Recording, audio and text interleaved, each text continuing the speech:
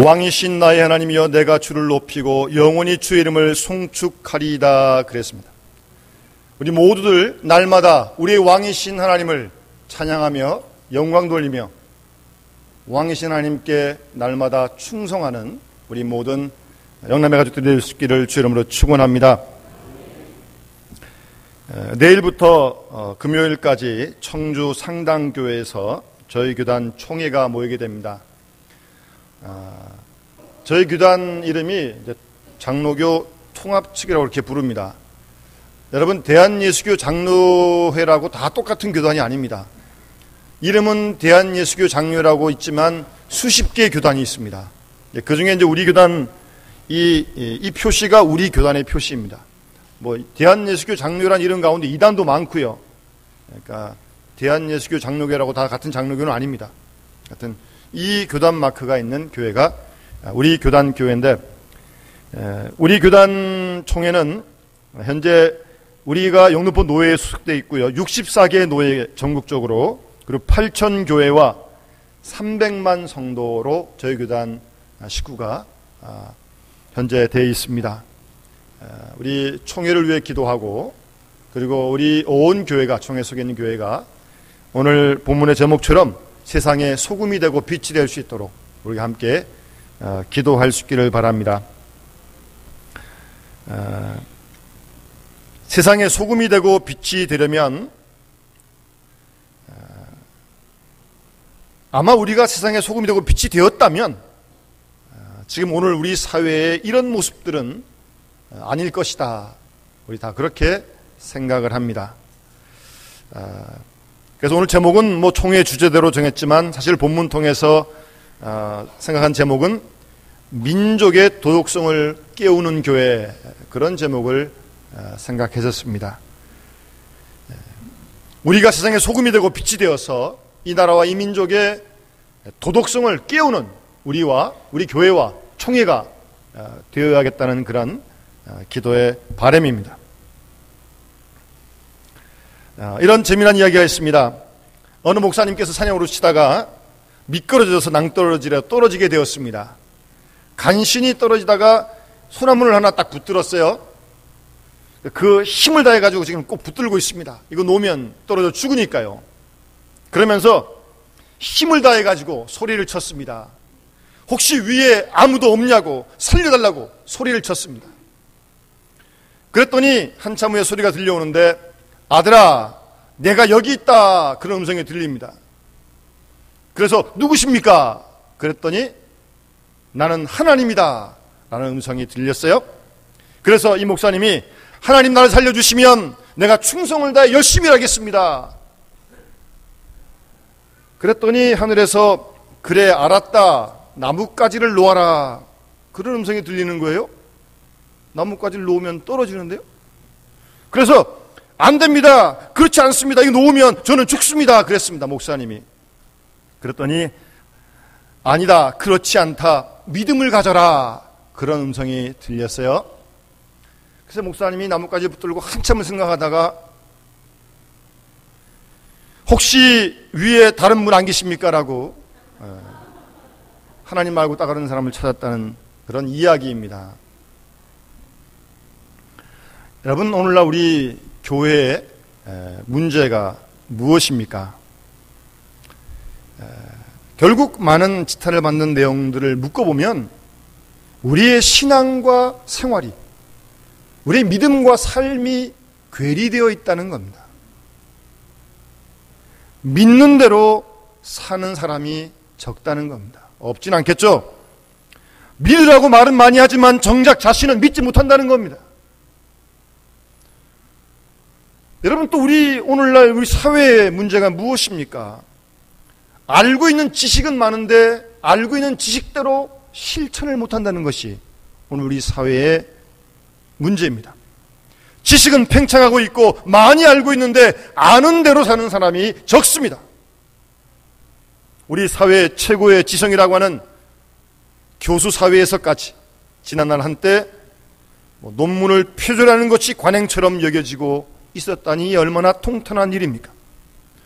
그런가 하면 몇 년 전에 전직 교수가 자신의 판결에 불만을 품고 판사에게 속궁을 쏘아서 테러한 사건도 발생을 했습니다.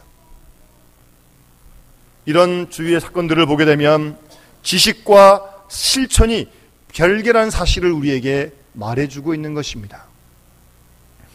디모데후서 3장 14절 말씀 보면 배우고 확신한 일에 거하라 라고 말씀하고 있습니다. 배우는 대로 행하라, 확신하는 대로 행하라는 그런 말씀입니다. 도덕성이라고 하는 것은 지식과 신앙이 실천되어질 때에 나타나는 우리의 마음입니다. 오늘날 도덕성의 많은 문제는 결국 실천하지 않는 그런 지성과 신앙 때문에 그 문제가 제기되고 있는 것입니다. 여러분, 우리나라 사람들은 건강식을 매우 좋아합니다. 그래서 몸에 좋다면 안 먹는 게 없더라고요. 이상한 것까지 다 먹습니다. 하여튼. 그런데 여러분, 건강을 위해서 먹는 것도 물론 중요하지만 더 중요한 것은 운동을 해야 합니다. 운동을 안 하고 좋은 것만 먹으면 어떻게 건강을 지킬 수 있겠습니까? 마찬가지로 지식도 우리가 많이 얼마나 배웁니까? 평생 배웁니다. 우리의 지식 수준이 많이 높아졌어요. 지식을, 내용을 많이 먹었습니다. 그런데 아는 것만큼 실천이 없어요. 신앙도 그렇습니다. 성경 공부요, 얼마나 많이 합니까? 머리가 터질 만큼 공부하는데 말씀을 많이 듣고 먹습니다. 그런데 그 말씀대로 살지 못해요. 그것이 오늘 우리의 신앙과 사회의 문제라는 것입니다. 도덕성이라고 하는 것은 아는 대로 사는 것입니다. 도덕성이라는 것은 믿는 사람이 믿는 대로 사는 것이 우리의 도덕성입니다. 지식과 신앙이 우리의 삶으로 옮겨질 때 바로 그 삶이 도덕적인 삶인 것입니다. 여러분, 성경에 보면 구약 구약성경의 모세도 광야에서 천부장, 백부장, 50부장을 지명할 때 그들의 자격 조건을 이렇게 소개합니다. 출애굽기 18장 21절 말씀에 하나님을 두려워하며 진실하며 불의한 이익을 미워하는 사람을 택한다고 그렇게 말씀하고 있습니다.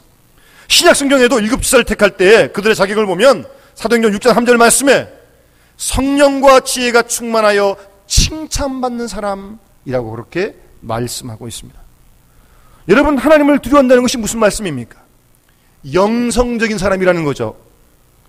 성령과 지혜가 충만한 것도 영성이 풍성한 삶인 거죠. 불의한 이익을 미워하는 것, 바로 그것이 도덕적인 삶의 모습 아니겠습니까? 칭찬을 듣는 사람도 도덕적인 사람을 말하는 것입니다. 이처럼 구약과 신약은 한결같이 영성과 도덕성을 가진 사람을 지도자의 자격으로 말씀해주고 있습니다. 특히 이 공직자들은 능력보다 도덕성이 훨씬 더 중요합니다. 요즘도 정부의 요직의 인물들을 임명할 때면 인사청문회를 엄하게 하지 않습니까? 어느 조사에 의하면 지도자는 도덕성이 가장 중요하다고 생각하는 프로가 79%입니다.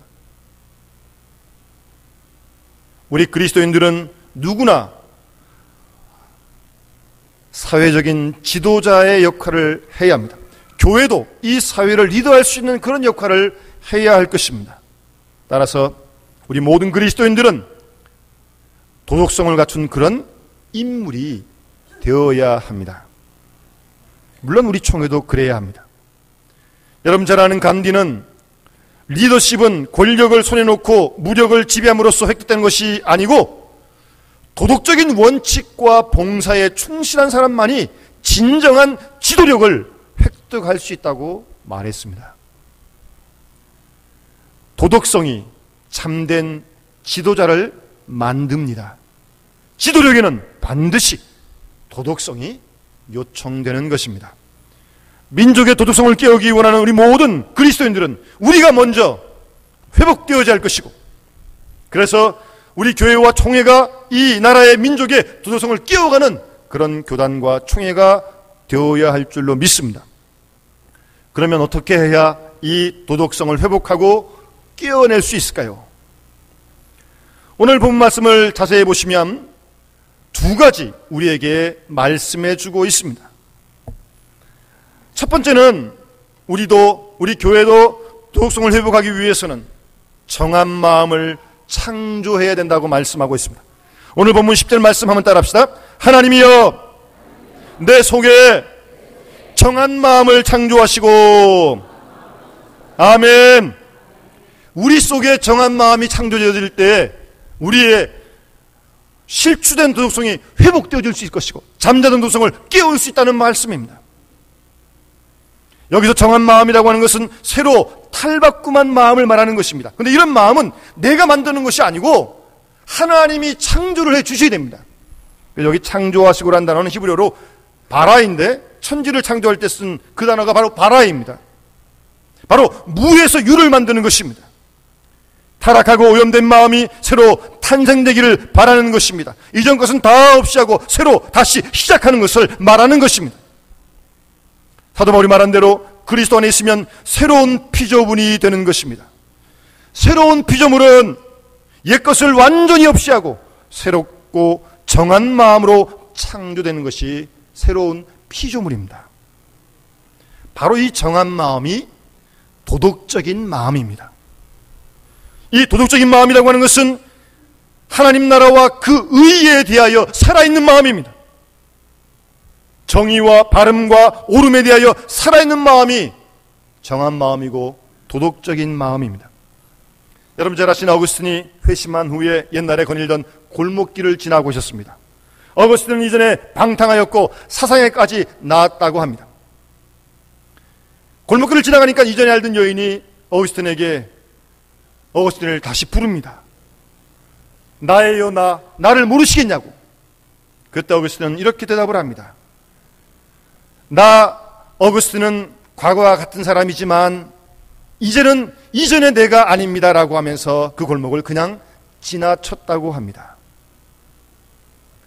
의에 살고요, 이전의 죄에 대하여 죽은 마음이 새로운 도덕적인 마음입니다.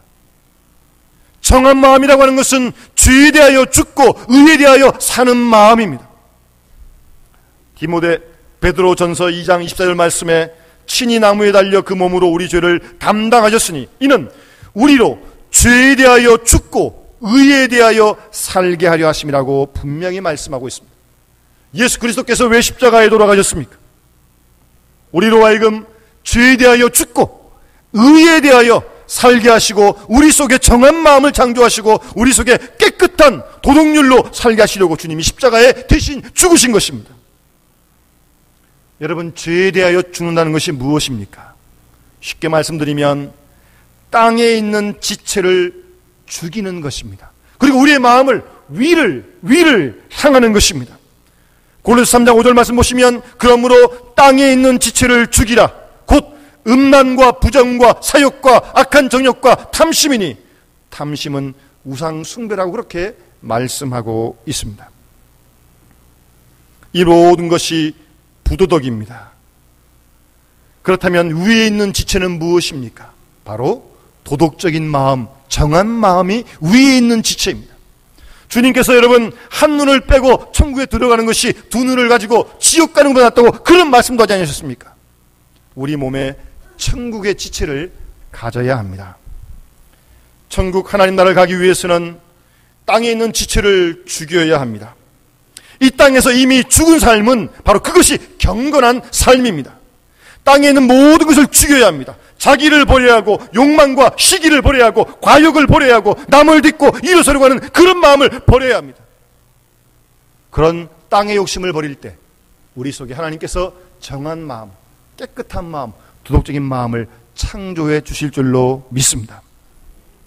세상에 대하여 살려고 하니까 결국 살지 못하는 것입니다. 요즘 자살도 많이 하는데 예수도 어설프게 믿으면 예수 믿지 않는 사람보다 더 잘 죽을 수 있습니다. 아직 세상에 대하여 살기 때문입니다.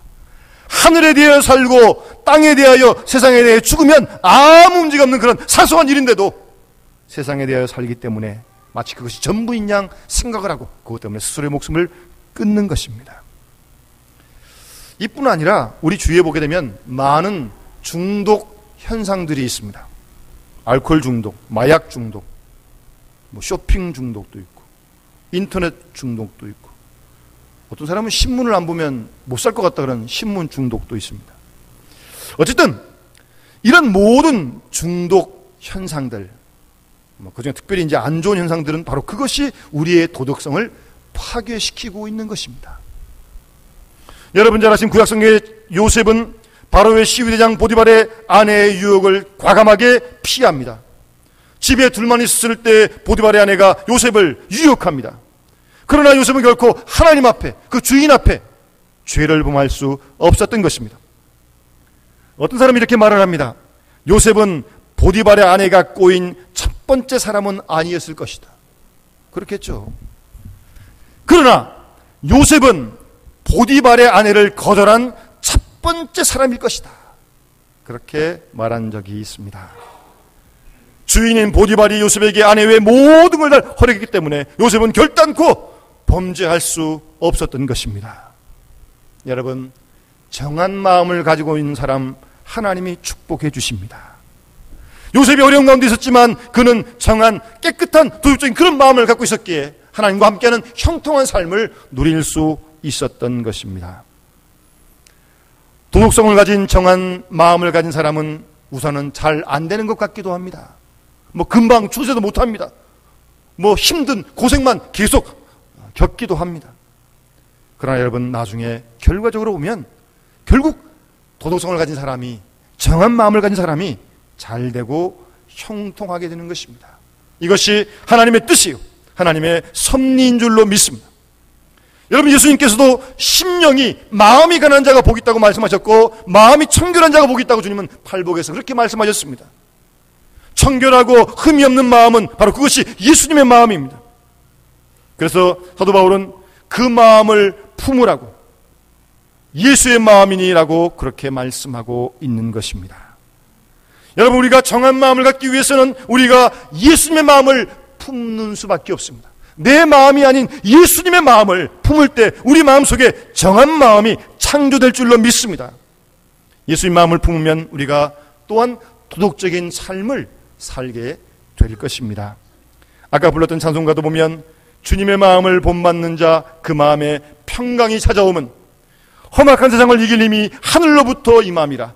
주님의 마음 본받아 살면서 그 거룩하심 나도 이루리라고 그렇게 말씀하지 않습니까? 주님의 마음이 거룩함입니다. 정한 마음이 바른 도덕성을 세워줄 것입니다. 우리의 심성이 바른 사람, 정한 마음, 도덕성을 겸비한 그런 우리의 마음이 될 수 있도록 우리가 함께 기도해야 할 것입니다. 두 번째로 본문이 우리에게 말씀하시는 이 사회와 민족 도성을 깨우치기 위해서는 정직한 영을 새롭게 해달라고 그렇게 말씀하고 있습니다. 한 번 더 따라합시다. 하나님이여, 내 안에 정직한 영을 새롭게 하소서. 아멘. 여기서 정직한 영이라고 하는 것은 우리의 영혼이 확고하다는 겁니다. 흔들림 없이요. 그리고 새롭게 해달라는 말은 있었던 것인데 그것을 좀 더 온전하게 해달라는 그런 뜻입니다. 타락한 영을 다시 온전하게 해달라는 그런 말씀입니다. 여러분, 구약성경에 보게 되면 정직이라는 단어가 굉장히 많이 나옵니다. 여호와의 말씀은 정직하여, 여호와의 교훈은 정직하여, 여호와의 도는 정직하니, 여호와의 판단은 정직하시다 라고 정직이라는 단어가 아주 구약성경에 많이 나오고 있습니다. 바로 이 정직이 하나님의 영입니다. 하나님은 악이나 거짓이 없습니다. 하나님의 말씀과 그분의 교훈 자체가 바로 정직인 것입니다. 그래서 열왕기나 역대기에 보게 되면 선한 왕에 대해서 이렇게 기록하고 있습니다. 여호와 보시기에 정직히 행하여라고 말씀하고 있습니다. 반면 악한 왕들에 대해서는 여호와 보시기에 악을 행하여라고 그렇게 기록한 것을 우리가 볼 수 있습니다. 정직이 선한 것입니다. 정직하지 못하면 바로 악한 것입니다. 정직은 악의 반대로 사용되고 있는 것을 우리가 보게 됩니다. 정직이 선한 것이라면 부정직은 악한 것입니다. 정직한 영의 반대는 거짓 영입니다. 오늘날 우리 세상은 이 거짓 영으로 가득합니다. 악한 영이 지배를 하고 있습니다. 그래서 세상은 점점 도덕성이 퇴보하고 있는 것입니다. 토마스 제퍼슨은 정직은 지혜의 책 제1장이다 라고 그렇게 말했습니다. 정직이 지혜의 책 1장이라고요. 정직한 자는 결국 승리하게 될 것이고, 정직한 사람은 하나님의 얼굴을 뵙게 될 것입니다. 시편 11편 7절 말씀 보시면 여호와는 의로우사 의로운 일을 좋아하시나니 정직한 자는 그의 얼굴을 배우리로다 라고 말씀하고 있습니다. 하나님은 정직한 사람을 기뻐하시고 정직한 사람이 하나님의 얼굴을 뵙게 될 것입니다. 여러분, 우리 하나님은 우리의 완벽함을 기대하지 않습니다. 그러나 우리에게 하나님은 정직함은 원하고 계시는 사실을 한시도 잊지 말아야 할 것입니다. 어떤 아버지가 결혼을 앞둔 딸에게 이런 편지를 쓴 적이 있습니다. 내 딸아, 너는 남편감으로 정직한 사람을 구하고 그 정직함을 지켜가도록 그를 도와주어라. 그가 독립적인 사람이라면 부유한지 아닌지는 중요하지 않다. 다른 어떤 여건보다도 그 사람의 명예와 도덕적인 성품을 높이 사기 바란다. 다른 어떤 위대함보다 영혼의 위대함을, 다른 어떤 부유함보다 마음의 부유함을 숙고하라고 사랑하는 딸에게 그렇게 아버지가 편지를 썼습니다.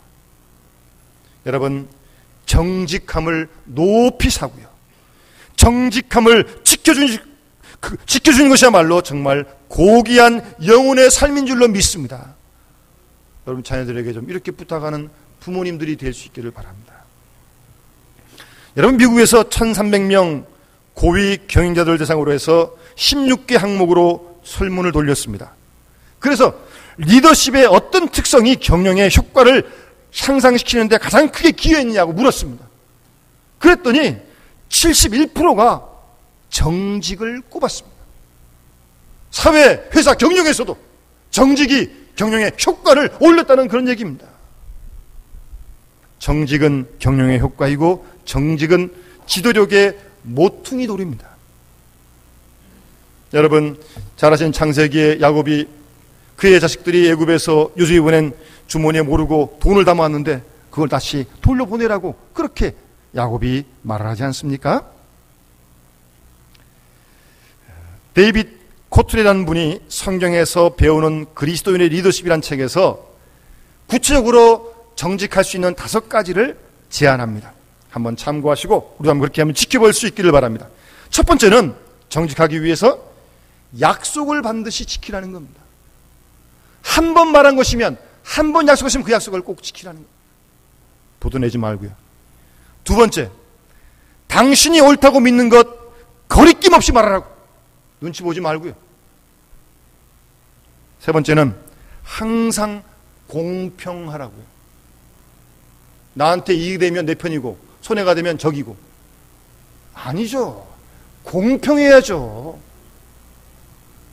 네 번째는 당신이 가르치는 대로 살라고 그렇게 말을 했고요. 다섯 번째는 당신이 하겠다고 말한 것은 몸으로 실천하라고, 그렇게 하면 당신이 정직할 수 있다고, 그렇게 구체적으로 5가지를 소개하고 있습니다.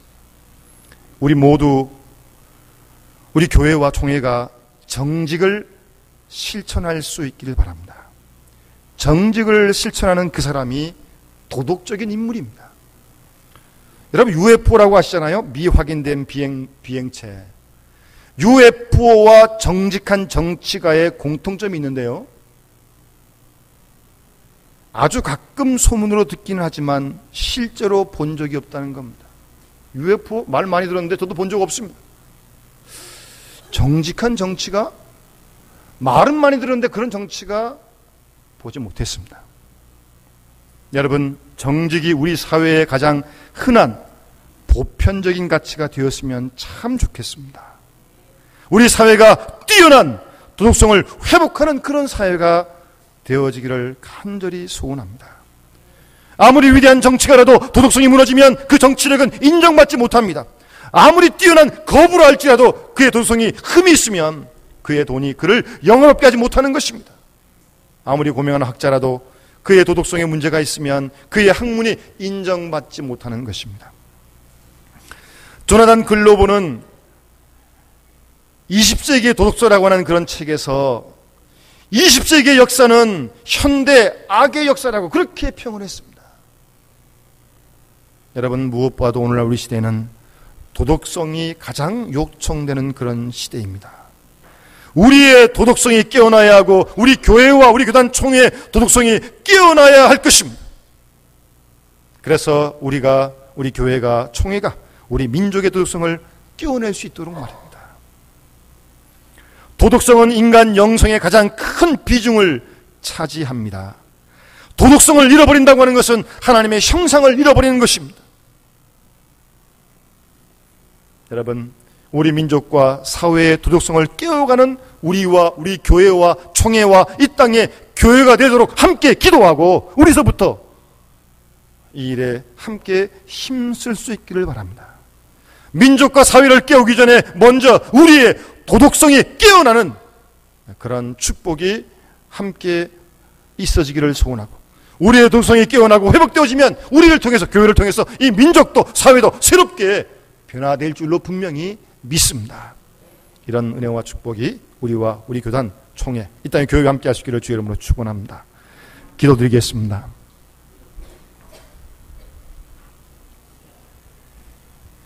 살아계신 하나님 아버지, 창세기 노아의 때 땅의 죄악이 관연함을 보시고 이 땅에 사람 지으심을 한탄하셨던 하나님 아버지, 오늘 하나님께서 우리의 사회와 역사를 보신다면 얼마나 마음 아파하실까 심히 두렵습니다. 주께서 우리로 하여금 소금이 되라고 말씀하셨고 빛이 되라고 말씀하셨건만 그 사명을 감당하지 못한 우리와 교회의 불충을 주님 용서하여 주시옵소서. 우리의 부도덕과 우리의 도덕적인 불감증을 하나님 용서하여 주시옵소서. 오 하나님 아버지, 우리 속에 정한 마음 창조하여 주시고 정직한 영을 새롭게 하여 주셔서 우리와 하여금 이 사회와 민족을 새롭게 하는 일에 우리와 교회가 쓰임받도록 하나님 축복해 주시옵소서. 감사드리며 예수님의 이름으로 간절히 기도드리옵나이다.